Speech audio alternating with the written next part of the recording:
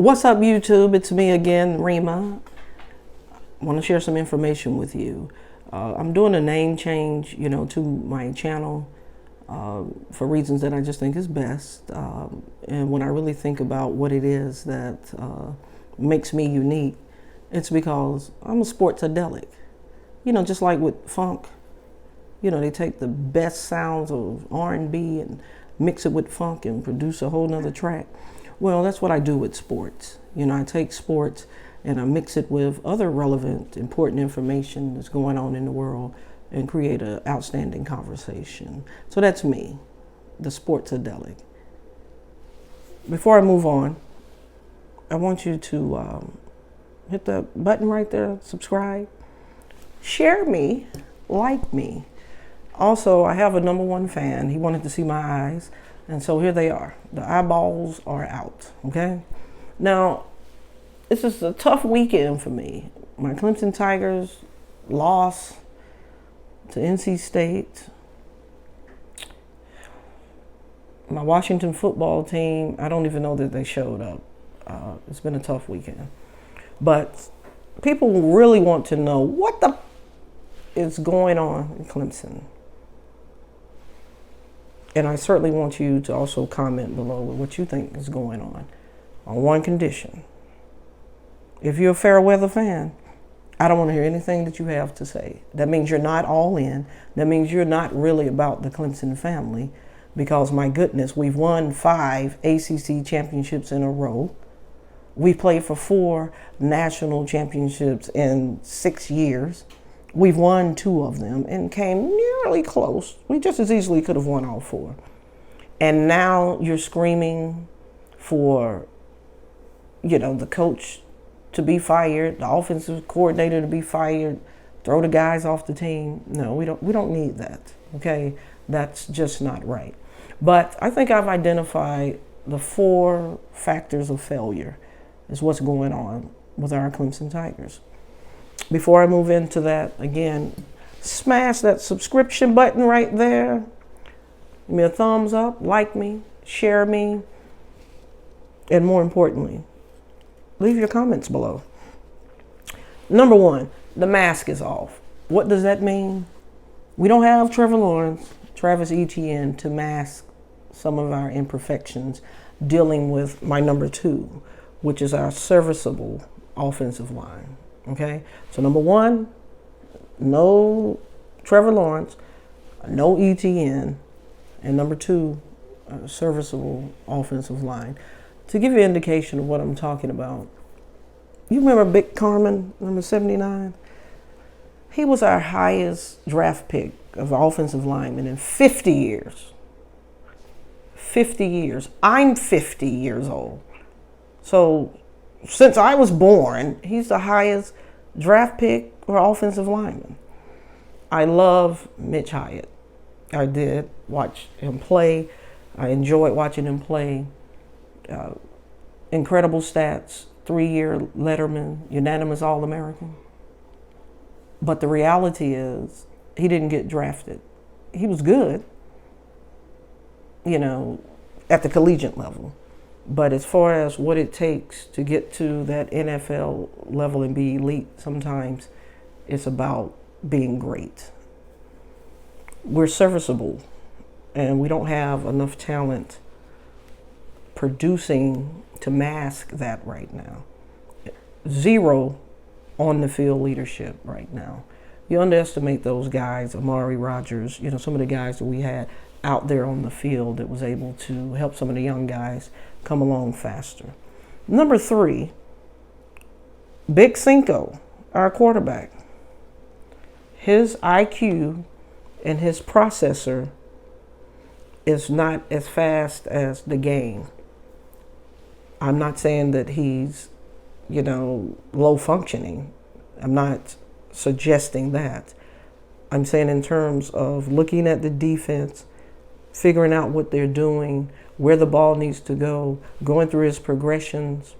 Clearly, God rest his soul, Ray Charles can see that. It's just not processing fast enough. So we got to get his IQ up. And quite frankly, if it doesn't happen mid-season, or by the end of the season, we have to move on from him. It is quite possible that, he may not measure up. I mean, let's face it, he's coming in behind Trevor Lawrence, the second freshman to ever, a true freshman to ever win a national championship. That's how rare of a jewel we had with him. So those are big shoes to fill. I think he's capable of it. Some people feel like he needs to get off some of them commercials, and we know you want to get your money, but maybe you need to get a little more in the film room. I don't know if that's true. I don't walk around with the guy every day. I'm just going by what I see on the field, okay? Again, before I get to that last point, hit that subscription, share, like, and I also want to hear your comments. Last but not least, I call this the Jordan Liggett factor. You remember that bruise over tight end that we had that got drafted in 2017? Well, we haven't gotten anything from the tight end position since 2017. I mean, athletically, and you look at Galloway's pedigree on paper, this young man should be all world. But again, something's just not clicking to get our tight ends to be, a factor out there on the field. Okay? So if you take the mask off, which is definitely off, you have a serviceable line that was hidden by the mask that's now exposed. You have a quarterback whose IQ and his processor is just not going fast enough, and you top that off with nothing from your tight end to occupy those linebackers, then you get 2-2, barely 2-2. I mean, I'm not going to sit here and celebrate the fact that we smashed South Carolina State, and we struggled to even get rolling with that game because, again, we're just serviceable with that offensive line. So I want to challenge, our recruiters. We got to go out and get some great guys. We got to go out and get some really, really, really good guys. Serviceable is just not going to cut it. And then you got to also consider the ACC is tired of getting beat up by us. So eventually, they're going to catch up and start leveling off, the playing field.